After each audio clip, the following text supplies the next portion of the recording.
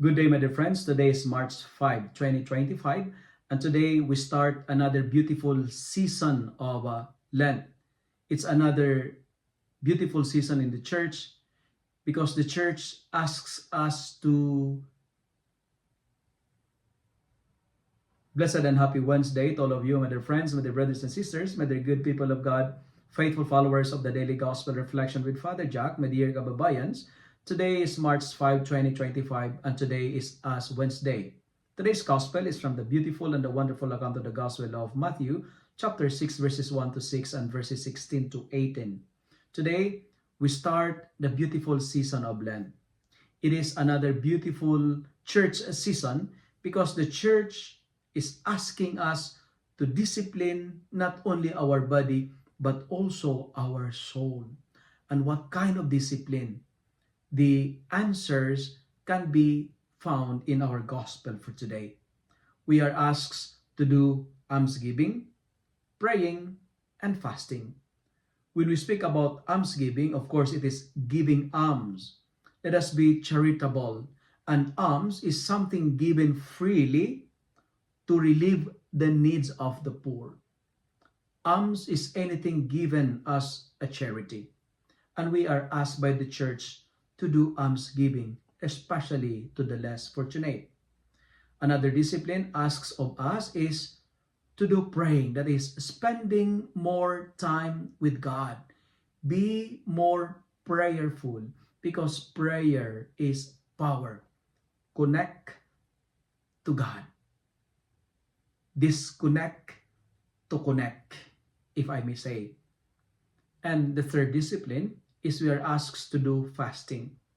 Fasting, meaning to say, willingness to reduce some foods, drinks, or pleasures, bad habits for a period of time.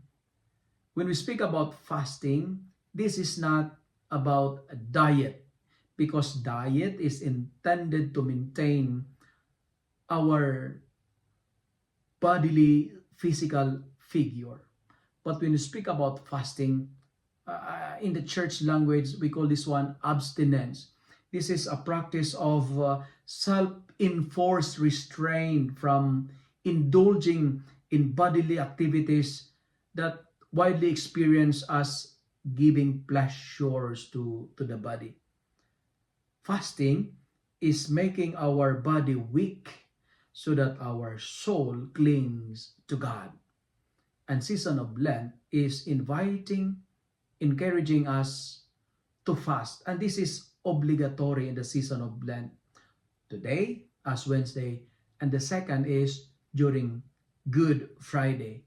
And the all Fridays of Lent, in the season of Lent, we are asked by the church not no meat allowed, only fish and shellfish. My friends, when we do this beautiful disciplines, almsgiving, praying, and fasting, the church reminds us of this. And this is what the gospel is trying to tell us today. Beware of practicing your piety before people in order to be seen. When you pray, when you give alms, when you do fasting, don't be a hypocrite. Don't show it to tell people that you are more holy, generous, and prayerful. When you give, when you donate, when you give alms, when you do some charity, don't show it. Keep it in secret. When you're fasting, do not announce it. When you're praying, make it in private. Never broadcast it. Do not let your left hand knows what your right hand is doing. And another beautiful reminder is this: when you fast, the gospel says, do not put on a miserable face. Two things are asked of us today. 2S. Number one, do it in silence or do it in secret, and accompany your piety with a smile. So, when you give alms, do it in secret, but smile. When you pray, do it in private, but Be happy in praying. When you're fasting, do it in secret, but accompany it with a smile. Because in this season of Lent, silence and smile are two powerful tools. Smile is the way to solve many problems, and silence is the way to avoid many problems. If we wish to solve many problems, smile. If we wish to avoid many problems, keep it quiet. Keep quiet.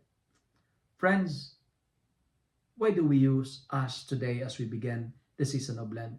Because ash is a symbol of our mortality. We have an expiration date. One day, we will die. We are not immortal. We are dust, and unto dust we shall return. And ash also reminds us that life is short.